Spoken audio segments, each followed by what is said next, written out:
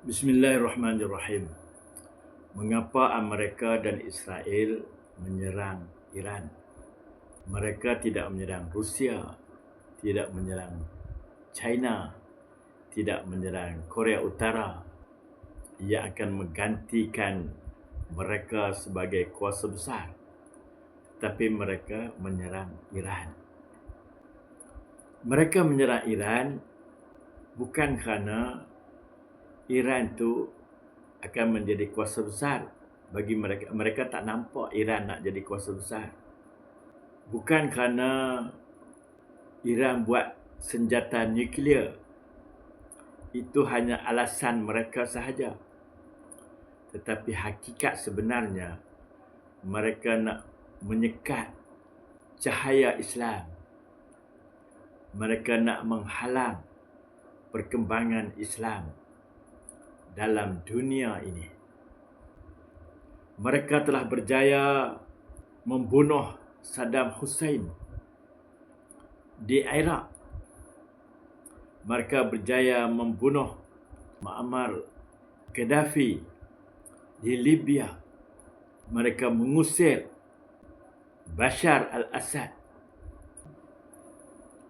Negara-negara Arab yang lain semua tunduk kepada mereka.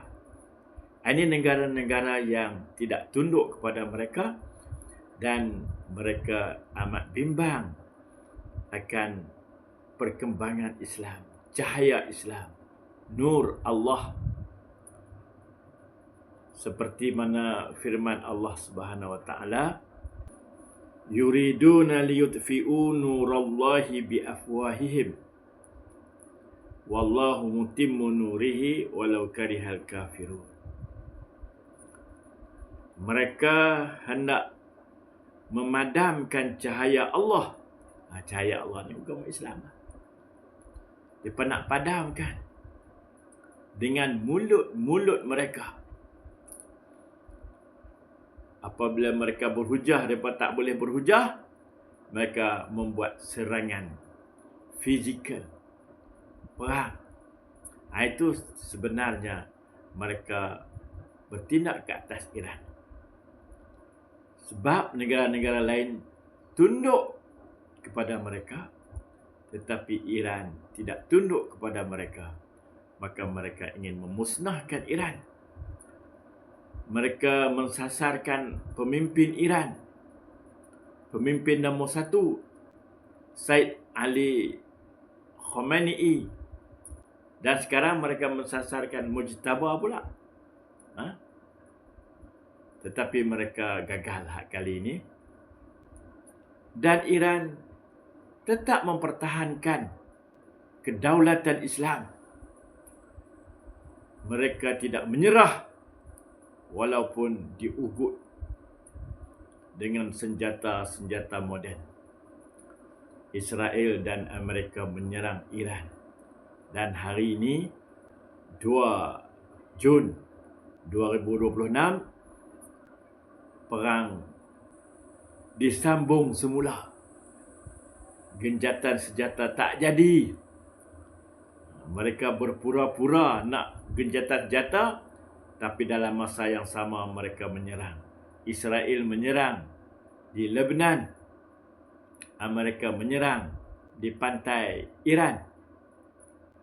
Tapi mulut mereka kata kami nak berdamai. Jadi hari ini Iran dah tutup dah. Tak mau berdamai dah, kita perang lah. Jadi insya-Allah peperangan ini terus dan kita kena menerima. Sebab itu kita umat Islam kena berjaga-jaga. Perang ini bukan perang antara Amerika, Israel dan Iran sahaja, tetapi peperangan Yahudi Nasara ke atas umat Islam. Kita kena bersedia dari segi mental kita. Sebab itu kita jangan bergaduhlah sesama kita. Jangan kita buat hal sehingga mengganggu usaha-usaha kerajaan untuk membantu rakyat di masa konflik ini, kita bersama-sama membantu kerajaan dan kita sama-sama berdoa untuk Iran supaya Iran dapat mengatasi Amerika dan juga Israel. InsyaAllah Allah berfirman yang maksudnya mereka nak padamkan cahaya Allah dengan mulut mereka. Wallahu mutimmu nurihi. Padahal Allah akan menyempurnakan cahayanya. Hak ni kita tunggu. Allah akan sempurnakan cahayanya. Walau karihal kafirun. Walaupun orang-orang kafir, Nasara Israel tak setuju, benci, mereka tak setuju Islam itu berkembang, tetapi Allah Ta'ala kata Allah Ta'ala akan sempurnakan cahayanya. Jadi insya-Allah lah dalam kes sekarang ini, maknanya Allah akan memberi kemenangan kepada Iran. Kita kena yakinlah tu, kita kena yakin dan berdoa, sentiasa berdoa. Wallahu a'lam.